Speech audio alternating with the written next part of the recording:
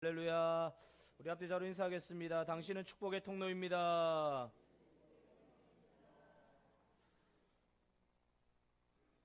성경에는 전쟁에 대한 이야기가 대단히 많습니다. 오늘 우리가 읽은 전쟁은 무깃도 전쟁인데 성경에 나오는 다른 전쟁과는 좀 다르다라고 설명할 수 있을 것입니다. 왜 그런가 하면 이 무깃도 전쟁은 샘플이 되는 전쟁이기 때문입니다. 샘플이 된다는 것은 눈앞에 여러 가지 일이 일어나면 이것을 우리가 어떻게 처리할까라고 생각했을 때 예제, 샘플을 보면 됩니다. 수학 문제 풀 때 예제가 있습니다. 이 수학의 여러 가지 문제들의 유형들을 예제로 풀어보면 비슷한 문제구나라고 해서 이렇게 풀어낼 수 있는 것처럼 예제고 샘플이 되고 모델이 되는 전쟁이 바로 무깃도 전쟁입니다. 그래서 여러분 구약 성경에 이 드보라와 가나안 왕 야빈, 군대 장관 시스라와 싸운 이 전쟁이 구약 성경 곳곳에 드러나고 있습니다. 왜 그런가 하면 이게 모델이기 때문입니다. 샘플이기 때문입니다.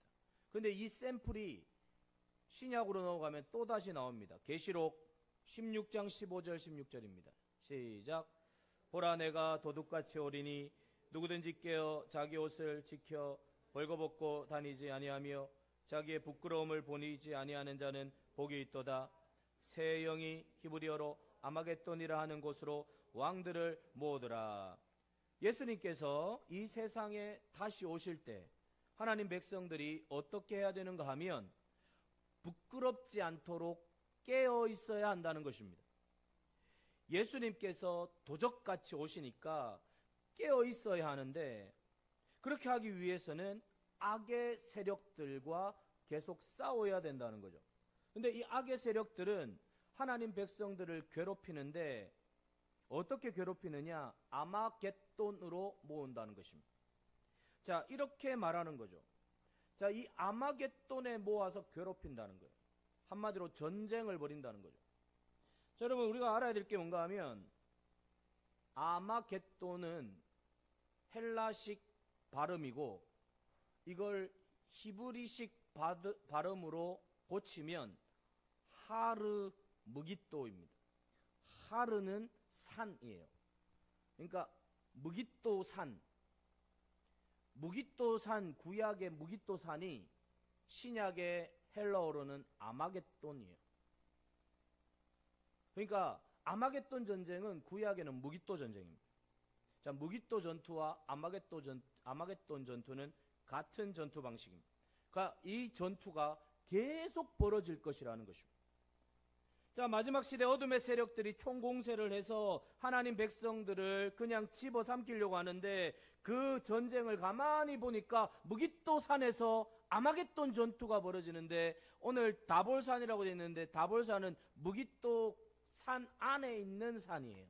그러니까 무깃도 산에 속한 산이에요. 아시겠죠? 무깃도 산에 속한 산이 다볼산. 그러니까 그 안에서 전쟁이 벌어지는 거죠. 거기 계속 괴롭힌다는 거예요. 그래서 예제를 보라는 거예요. 예제. 예제를 가만히 쳐다보십시오. 무깃도 전쟁을 가만히 쳐다보라는 거예요. 아마겟돈 전투를 가만히 보라는 거예요. 자, 여러분 이 전쟁을 보면서 인생을 보라는 거죠. 영적 전쟁을 보라는 거예요. 자, 여러분 오늘 본문은 아주 자세하게 표현하진 않습니다. 자, 4장 15절 16절입니다. 시작. 여호와께서 바락 앞에서 시스라와 그의 모든 병거와 그의 온 군대를 칼날로 혼란에 빠지게 하심에 시스라가 병거에서 내려 걸어서 도망한지라. 바락이 그의 병거들과 군대를 추격하여 하롯셋 학고임에 이르니 시스라의 온 군대가 다 칼에 엎드려졌고 한 사람도 남은 자가 없었더라. 자, 실제 전쟁을 아주 자세하게 표현하진 않습니다. 그러나 이 전쟁은 결코 간단한 전쟁이 아니었다는 것을 기억하고 있어야 합니다. 한마디로 어마어마한 전쟁이었습니다. 왜 그런가 하면 이스라엘 백성들이 무려 20년 동안 절대로 넘어설 수 없는 한계라고 생각했던 그 한계를 뛰어넘어 버린 전쟁이기 때문입니다. 그러니까 대단한 거죠. 한계다. 저건 절대로 넘어설 수 없다라고 생각했던 걸 뛰어넘어 버린 거예요. 사랑하는 성도 여러분, 이스라엘은 이때 무기도 변변이 없었습니다. 그런데 이스라엘이 부딪힌 한계는 철병거 900승입니다. 도저히 넘을 수 없는 장벽입니다. 무기도 없는데 철병거 900승이 압박하고 있는 거예요. 그런데 이 무기도 전투에서 이걸 뛰어넘어 버린 것입니다. 어떻게 뛰어넘었을까요?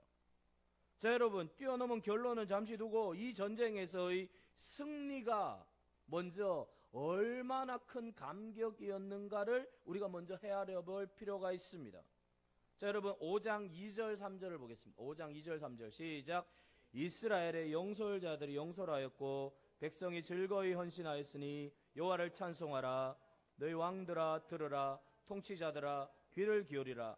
나 곧 내가 여호와를 노래할 것이요 이스라엘의 하나님 여호와를 찬송한다.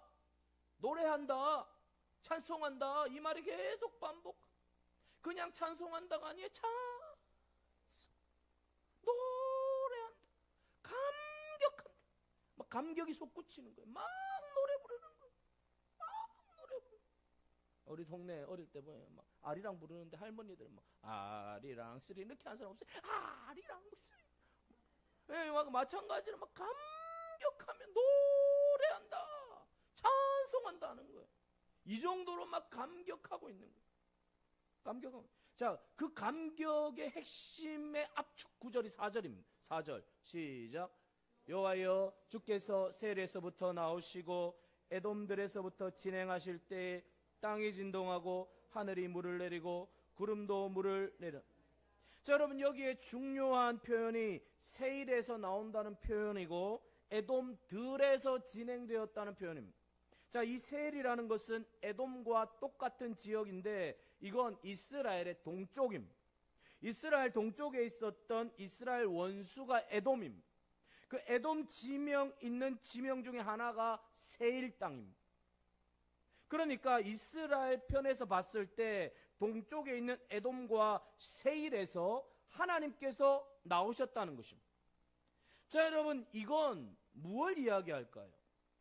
동쪽에서 하나님이 나왔다. 이건 어떤 그림을 표현하고 있는 것입니다. 무슨 그림인가 하면 동쪽에서 해가 떠오르는 것을 장엄하게 표현하고 있는 것입니다. 그러니까 이스라엘 백성들의 입장에서 가장 영광스러운 장면을, 감격적인 장면을 표현하려고 하는데 가장 영광스러운 장면은, 그들이 본 장면은 동쪽에서 해가 떠오르는 장면이 가장 영광스러운 장면이에요. 가장 강렬한 장면이었어요. 여러분, 영화에서 뭐 강렬한 장면 있잖아요. 그게 남으면 그걸 표현하듯이 이스라엘이 표현할 수 있는 방법 중에 가장 확실한 표현은 그 장면, 해가 떠오르는 장면이에요. 자, 여러분, 이스라엘이 동쪽에서, 생활 속에서 느꼈던 최고의 감격은 다른 게 생각이 나지 않아요. 해 뜨는 장면, 해가 뜨는 장면. 여러분, 우리는 해가 어디서 뜹니까? 빌딩에서 뜨죠. 빌딩에서. 우리는 빌딩에서 떠요. 자, 빌딩에서 뜨는 해는 감동이 없어요. 해가 뜰 때 그냥 떴나 보다 이러고 끝나는 거예요. 여러분, 우리 연초 연말 되면 어디 가요? 해 뜨는 거 보러 가죠. 동해바다. 해 뜨는 거 봤어요? 이야, 그 해 뜨는 거. 동해바다보다 저는 제주도에서 봤을 때가 더 막 뜨려고 본 게 아니라 눈을 딱 떴는데 이 뷰가 해변 뷰였는데 해가 떠오르고 있는 거예요. 우와 막 혼자 막 그랬어요. 근데 여러분, 해변에서 뜨는 해도요 반사가 돼가지고 사막에서 뜨는 해와는 비교가 안 된대. 광야 사막에서 해가 뜰 때는요 이게요 어마어마하게 장렬하게 이 감동적인 장면이 돼요. 사막에서 해가 떠오르면요 여러분, 바다에서 뜨면요, 해가 반사돼 가지고 빛이 있어서 이렇게 서서히 뜨는데, 사막에서, 광야에서는요, 칠흑 같은 어둠이래요. 칠흑 같은 어둠인데 해가 서서히 뜨는 게 아니라 칠흑 같은 어둠에 해가 갑자기 확 떠오르. 온 천지가 환하게 비춰진다. 그래서 어떤 사람은 이렇게 표현합니다. 화살로 눈을 찌르는 것 같을 정도로 눈이 부시다는 거예요. 화살로 눈 찔러 보셨습니까? 안 되죠? 눈 찌르면 안 되죠? 근데 그 정도로 강렬하게 그 빛이 확 올라온다. 얼마나 감격스러운지, 웅장한 것을 느낀 거예요. 그러니까 이들이 무기또 전투에서의 승리를 어떻게 표현하는가 하면 이렇게 표현하고 있는 거예요. 이 전쟁이 얼마나 감격스러운가, 이 전쟁의 승리가 얼마나 놀라운가를 표현하는 데 있어서 최고의 표현 방법은 바로 이것이었던 거예요. 어마어마한 감격. 태양이 동쪽에서 떠올라서 한순간에 어둡고 춥고 칙칙했던 모든 것들이 환하게 밝아지는 거예요. 이것을 이렇게 밖에 표현할 수 없는 거예요. 그러니까 이들이 느꼈던 감격은 한마디로 어마어마한 감격이에요.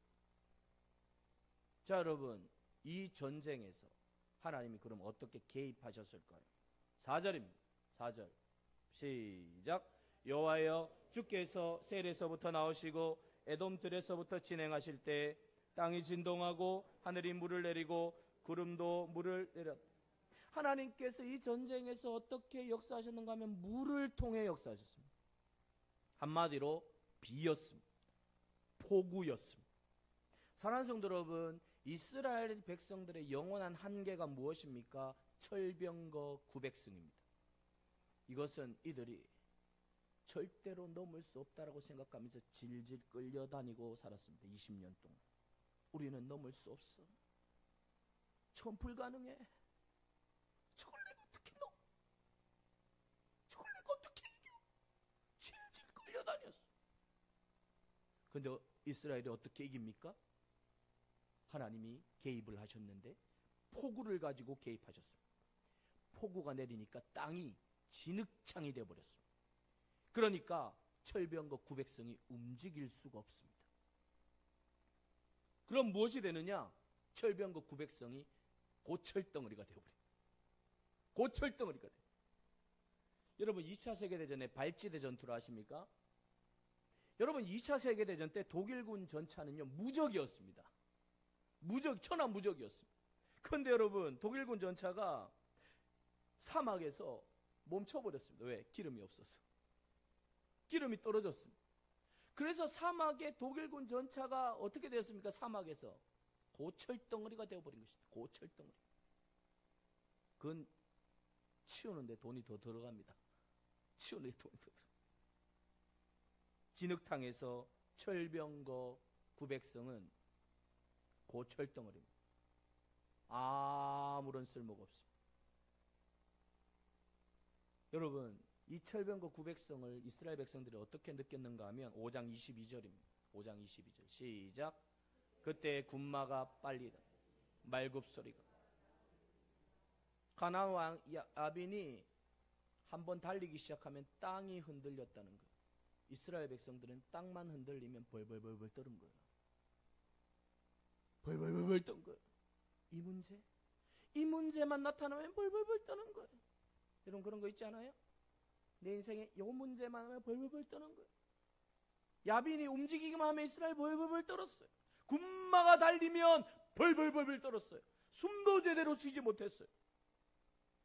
자, 여러분, 하나님께서 어떻게 싸우십니까? 5장 20절입니다. 시작. 별들이 하늘에서부터 싸우되 그들이 다니는 길에서 시스라와. 너무 재미있는 표현을 하고 있습니다. 이건 여러분 이스라엘의 신앙 고백입니다. 별들이 하늘에서 싸웠다. 이것은 무슨 일일까요? 무슨 표현일까요? 하나님께서 폭우로 개입을 하셨는데 하나님께서 일반적인 폭우로만 개입하신 게 아니라는 거예요. 여러분, 일반적인 비가 내리면 철병거 900승을 이길 수 없다는 거죠.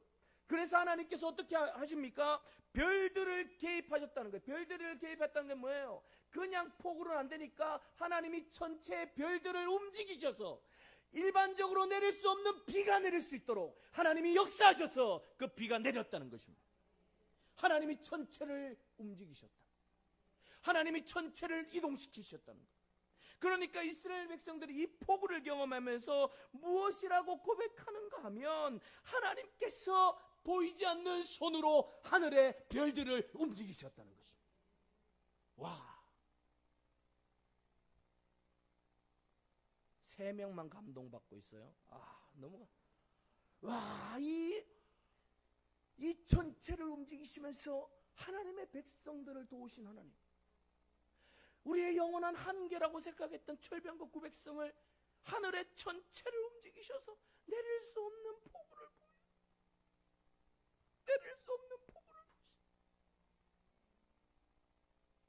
할렐루야. 오늘 요 앞에 권사님들의 아멘 소리가 왜 이렇게 가슴이 절절하게 다가오는지. 21절 보겠습니다. 21절 시작. 기송강은 그 무리를 변화시켰어. 이 기송강은 옛강이 내 영혼아 내가 힘있는 자를.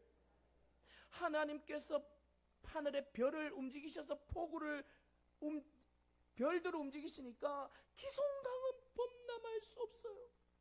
기송강은 범람할 수 없는데 하나님이 폭우를 움직이는 게 아니라, 설교 잘 들으셔야 돼요. 별들을 움직이셔서 폭우를 부으시니까 범람할 수 없는 기송강이 범람해서 그들의 영원한 한계인 철병거 900성을 박살내더라. 그들이 영원히 이길 수 없다라고 했던 철병거 900성을 하나님이 박살내더라. 이스라엘이 이겼습니다.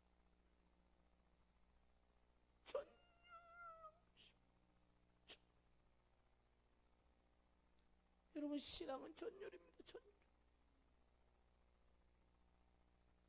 사랑하는 성도 여러분, 이스라엘 백성들이 이겼기 때문에 전율했을까요?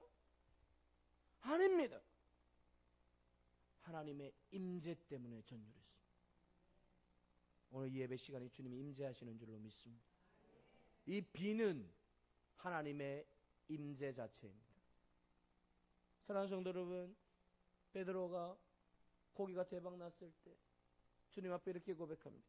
주여, 나를 떠나소서. 나는 죄인이로소이다. 베드로가 전율하고 있습니다. 왜 전율했습니까? 하나님의 임재 때문에 전율했습니다. 이스라엘도 지금 마찬가지입니다. 하나님의 임재를 어마어마하게 느끼고 있습니다. 하나님이 다가오시는 것입니다. 비를 통해 다가오시는 것입니다. 오늘은 말씀을 통하여 다가오는 것입니다. 하나님이 임하는 것입니다. 사랑하는 성도 여러분, 그러므로 무기또 전쟁을 쳐다보면서 우리는 2가지를 확신해야 합니다. 첫 번째 확신은 무엇인가 하면 이미 과거에 내가 이 전쟁을 체험했다는 것입니다. 자, 여러분, 우리가 이 전쟁을 어디에서 체험했습니까? 십자가에서 체험했습니다.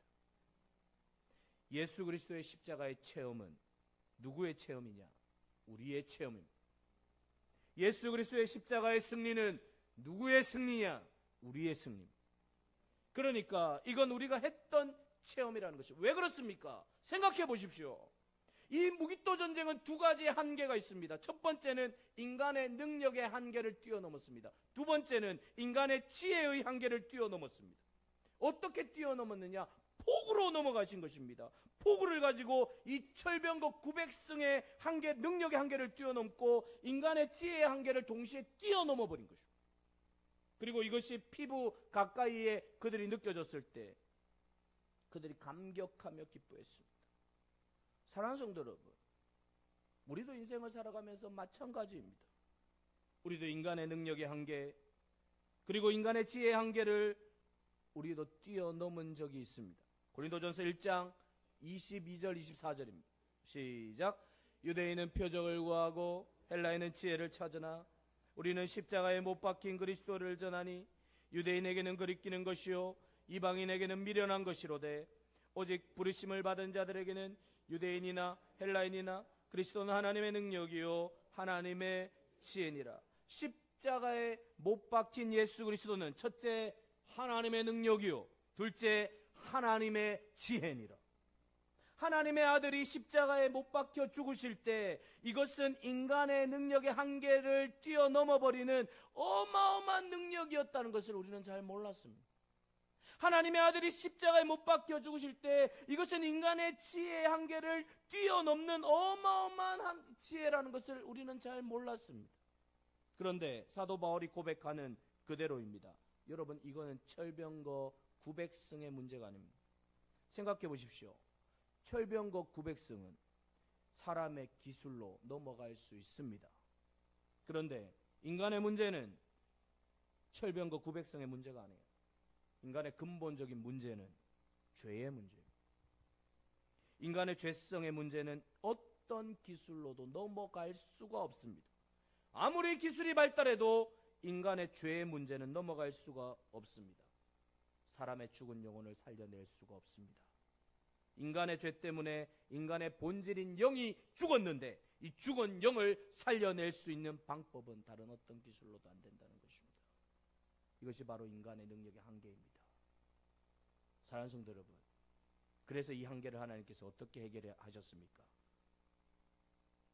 철병거 900승은 폭우를 보내서 해결했습니다. 하나님께서는 우리에게도 폭우를 보내셨습니까? 아들을 보내셨습니다. 아들을 보내셨습니다. 아들을 보내셔서 해결하셨습니다. 해결하시되 완벽하게, 깨끗하게, 완벽하게 해결했습니다. 완벽하게 우리 죄의 문제가 해결되었습니다. 완벽하게. 그래서 무기토 전쟁의 원조는 십자가 전쟁입니다. 그래서 우리는 십자가 전쟁에서 두 가지를 경험했습니다. 하나는 인간의 능력의 한계, 두 번째는 인간 지혜의 한계.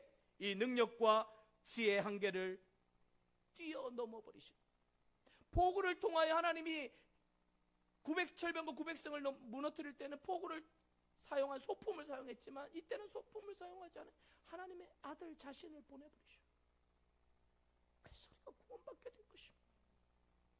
장렬한 태양이 떠오르면서 감격했던 그들의 감격을 생각해 보십시오. 여러분, 구원의 감격이 있으세요? 신앙생활은요, 그 감격으로 하는 거예요. 개가 막 망아지가 끌려다니듯이 끌려와서 교회 오는 게 아니라 막 그 감격을 보면서 이 교회에 달려오게 되기를 축원합니다. 여러분, 제가 이런 간증을 들었습니다. 이 교회 사역을 하시는 분인데 사역을 하시다가 선교사역으로 전향할 선교사님이 계세요. 이분이 미전도 종족 지역, 브라질 그 아마존 끝에서 사역한 그런 사역을 하셔요. 그래서 어떤 분이 선교팀에 온다 그래가지고 이 선교사님이 안내해 줬어요. 안내해 주는데 문제가 생겼어요. 이 부족들이 옷을 안 입는 거라. 옷을 빨가벗고 살고 있는.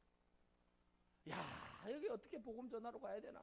4명의 이제 선교팀이 이제 온다고 하는데 이제 얘기를 해줬어요. 그 시기 한데 그 시기 해가지고 이렇게 됐다고. 그러니까 그 시기 하니까 목사님들도 좀 벗고 와라. 그 시기 하다. 그래서 이제 리더 목사님이 그 얘기 듣고 그 시기 한 이야기를 듣고 어떻게 해야 되나 하다가 야, 그 시기 하니까 야, 우리도 벗고 가자. 이랬대. 배 타고 들어가서 다 벗고 이제 다 벗었어. 다 벗고 이제 선교시 들어가는 거예요. 야, 다 벗고 들어가는. 깜짝 놀랐어. 다 벗고 딱 들어갔더니 아유, 갔더니 그 선교지에 있는 이 부족들이 옷을 다 입고 있는 거야. 진짜. 옷을 다 입고. 어떻게 했냐고 했더니 아무리 생각해봐도 선교사님이 이건 너무 거시기하다 해가지고 원주민들에게 샤바샤바 해가지고 야, 좀 입고 있자. 이거라도 좀 걸치고 있자. 여기 어떻게 홀딱 벗고 오냐 했더니 아이고, 이거 봤더니 원주민은 입고 있고 선교 목사님도 벗고 있고 기가 막힌 거야. 그 원주민들이 감동해가지고 입고 있던 거 다 벗고 막 안아버리고 우리는 하나라고 하면서 막 안아버리고 선교사역이 그렇게 잘 됐다는 거 아니겠습니까? 야, 나는 벗을 수 있을까 고민해봤어요. 나 벗을 수 있을까? 제가 그걸 보면서 하나님께서 우리를 찾아온 것은 옷 벗는 정도가 아니다. 옷 벗는 정도가 아니다. 하늘 보좌를 버리시고 우리가 당해야 될 사망, 저주, 죄악들 다 뒤집어 쓰시고 우리의 저주를 다 뒤집어 쓰시고 죽으셨다. 그래서 여러분 우리에게는 0.1도 저주가 남아있지 않아요. 다 해방되었습니다. 죄와 사망의 법에서 다 해방된 줄로 믿습니다. 자유해지시기 바랍니다. 감격하며 사는 것. 이건 인간이 상상할 수 없는, 이것이 뭔가 하면 하나님의 능력의 극치고 지혜의 극치입니다. 지혜의 극치. 무기토 전쟁을 보면서 우리가 이 사실을 확신해야 된다. 두 번째 확신은, 그렇기 때문에 오늘도 하나님께서는 당신의 능력과 당신의 지혜를 나타내셔서 우리를 상상할 수 없는 방법으로 반드시 인도하신다는 것입니다.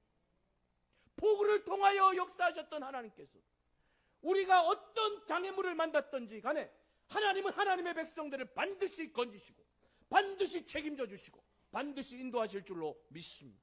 내가 이 확신을 하는 거예요. 무기토 전쟁을 보라는 거예요. 무기토 전쟁은 예제라는 거예요. 샘플이라는 거예요. 내가 너를 반드시 건지겠다. 사랑하는 성도 여러분, 무기토 전쟁을 쳐다보면 어떻게 됩니까? 그래서 기대감이 생기는 거예요. 폭우를 통해 역사하셨던 하나님께서 어떤 방법인지는 알 수 없지만 내 인생 가운데서도 반드시 일하실 것이다. 반드시 역사하실 것이다. 반드시 새롭게 하실 것이다. 사도 바울이 빌립보서 4장 13절에서 이렇게 고백합니다. 시작. 내게 능력 주시리다. 할렐루야. 절대 긍정입니다. 내게 능력 주시는 자에서 내가 모든 것을 할 수 있는 기대감이 있습니다. 여러분, 기도하지 않는 사람 게을러서 기도하지 않을까요? 기대감이 없어서 기대하지 않을까요? 게을러서 기도하지 않는다고 생각해요? 아니에요. 기대감이 없으니까 기도 안 하는 거예요.